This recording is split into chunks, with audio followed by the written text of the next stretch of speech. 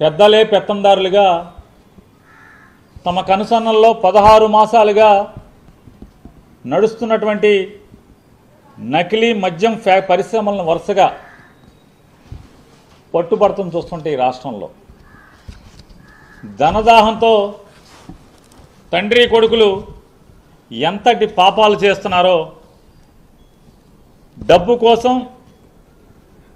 ఎన్నెన్ని తప్పుడు పనులు చేస్తున్నారో చెప్పనలవి కానటువంటి పరిస్థితి. చిత్తూరు జిల్లా తంబళ్లపల్లి నియోజకవర్గం ములకలపేట అనేటువంటి ఊర్లో పట్టుబడ్డటువంటి నకిలీ లిక్కర్ ఫ్యాక్టరీ చూసి అందరూ కూడా విస్తుపోయారు. ఆ నకిలీ లిక్కర్ ఫ్యాక్టరీలో యంత్రాలు,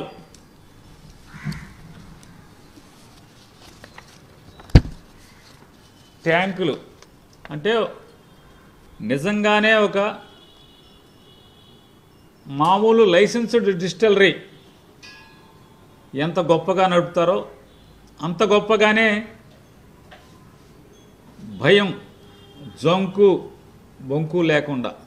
ఏమాత్రం ఇంత కూడా పట్టుబడతామేమో అన్నటువంటి భయం లేకుండా